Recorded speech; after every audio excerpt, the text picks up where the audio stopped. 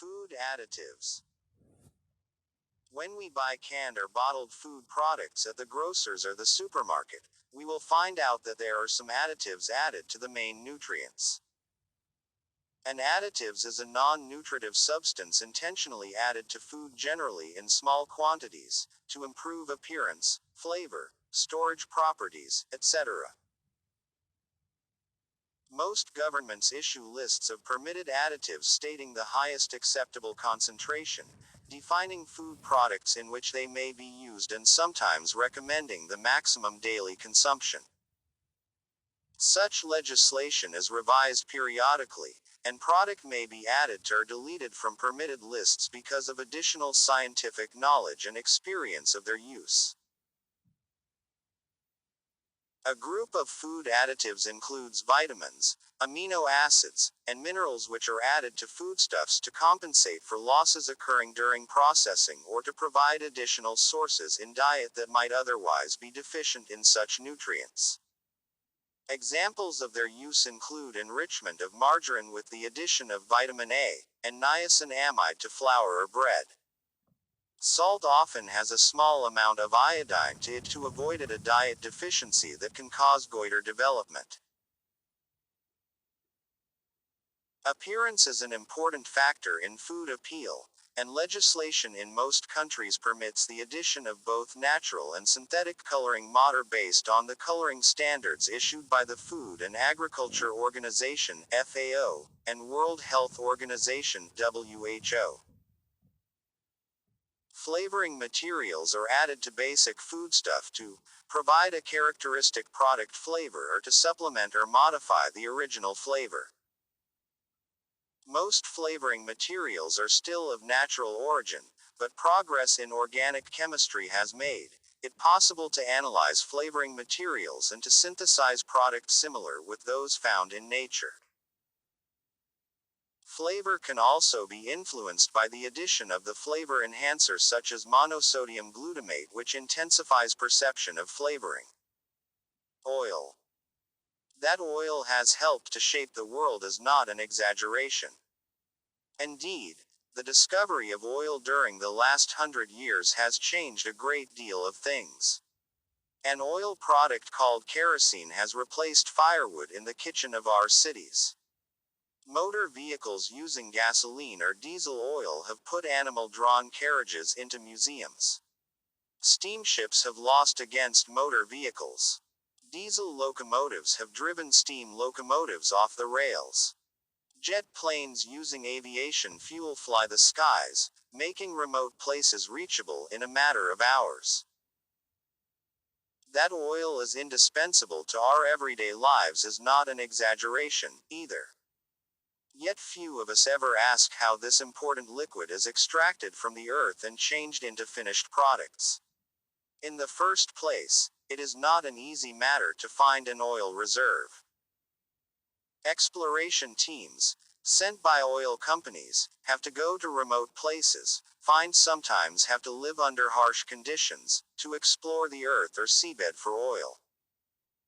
They study the rock and the soil, and if there are promising results, the next thing for the oil company to do is to send a drilling team to the location. Again, this not a simple matter. Roads, for examples, have to be built first to transport the men and materials to the site. What is worse, the first drilling does not always bring about oil. The drilling team often has to drill up to 10 wells before oil is found. Riding your bicycle. When you are riding your bicycle in the street and you came to a corner, you must watch the traffic policeman carefully. He will tell you what you can and cannot do. When he is holding up his right arm, all traffic must stop. When he is holding his right arm out to his side, the traffic which is coming from in front of him must stop. When he is raising his arm up and letting it down again, the traffic from his right side may continue again. When he one's holding his hand toward you, you must stop. In these and other ways, the traffic policemen help the traffic to move quickly. Contagious diseases. Contagious diseases are which are passed from person to person. They can be passed by direct contact, or be bacteria in the air. Some diseases are very dangerous and these can spread quickly, causing sickness and sometimes death. In the 14th century in Europe, a contagious disease called bubonic plague, or Black Death, killed millions of people. No one knew how it spreads and they could not stop it. Today, a contagious disease like bubonic plague can be stopped by modern medicine, but at the time, nobody understood how diseases were spread or what caused them. Even this century there have been outbreaks of serious contagious diseases such as typhoid, yellow fever and cholera. Doctors and scientists have studied these diseases can prevent them if medicine is available. Unfortunately, many countries are crowded and disease spreads quickly. When this happens, this is called an epidemic. Even today, doctors and modern medicine sometimes cannot stop epidemics until many people have already died. Forest. Forests, the oldest and most diverse ecosystem, are important for their products. They also keep soil fertile, ensure the supply of constant water under the ground, regulate the climate and prevent floods. The leaves which have fallen to the ground become some kind of substance. This substance, which is called humus, is a fertilizer to the soil. Humus holds rain water during the wet season, stores it and then waters the fields in the dry season. Thus the fields can produce more crops. For years many people haven't been obeying the government's regulations and have been cutting down the trees excessively. As a result, thousands of hectares of what used to be good forest lands have become waste. These people are not aware that without forest nothing prevents the water will wash away the soil to the river. It may cause floods which will destroy the farmland and villages. For all this reason, the State Minister of Development, Supervision and Environment has consistently been trying to keep on asking our people to stop destroying the forest and conducting the campaign for forest conservation. What is global warming? Global warming is a term used to describe a gradual increase in the Earth's average ground and atmospheric temperatures across the whole planet. Measurements indicate that the global temperature has increased by about 1 degree Fahrenheit in the past century. This warming trend appeared during a period when human activities were beginning to increase the carbon dioxide, CO2, and other greenhouse gases in the atmosphere. Although most scientists believe that a rise in carbon dioxide emissions will lead to further global warming, uncertainties remain about the timing and severity of resulting climatic change. Nevertheless, many are convinced that human activities are partly responsible for the long-term warming of the past century and that climatic changes caused by greenhouse gas increases will be a continuing part of our future. The impact of global warming could be devastating.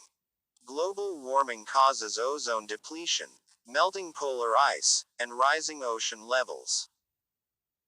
The ozone layer, which protects all life from ultraviolet (UV) radiation, is being destroyed by the release of chlorofluorocarbons (CFCs) into the atmosphere. The widening holes in the ozone layer allow in more UV rays, which can cause skin cancers, cataracts, and immune system damage. UV rays are detrimental to pollination, seed production, and marine life food supplies as well. Ice sheets in the Arctic Ocean have receded to record lows, and Antarctic glaciers are melting at a fast rate, causing sea levels to rise and indigenous wildlife to lose its habitat. Rising ocean levels could eventually cause worldwide flooding of coastal areas, forcing people and wildlife to migrate inland. Many experts predict global warming will cause a dramatic increase in excessive rainfall in some areas and severe drought in others, resulting in floods, crop failures, and a rising number of forest fires and landslides. Many of the world's most knowledgeable climate change scientists forecast that the Earth's temperature will rise from 1.44 to 6.3 degrees Fahrenheit by the year 2100 if we don't take steps to reduce greenhouse gases. An increase of 1 to 3.6 degrees Fahrenheit will occur even if we do act, because many gases have already been released. Ice sheets in the Arctic Ocean have receded to record lows, and Antarctic glaciers are melting at a fast rate, causing sea levels to rise and indigenous wildlife to lose its habitat. Rising ocean levels could eventually cause worldwide flooding of coastal areas, forcing people and wildlife to migrate inland. Many experts predict global warming will cause a dramatic increase in excessive rainfall in some areas and severe drought in others, resulting in floods, crop failures, and a rising number of forest fires and landslides. Many of the world's most knowledgeable climate change scientists forecast that the Earth's temperature will rise from 1.44 to 6.3 degrees Fahrenheit by the year 2100 if we don't take steps to reduce greenhouse gases. An increase of 1 to 3.6 degrees Fahrenheit will occur even if we do act, because many gases have already been released. Behavior and work habits in the workplace. Smart and quiet behavior in the workplace can cause serious or even fatal accidents. Behavior like this is called horseplay.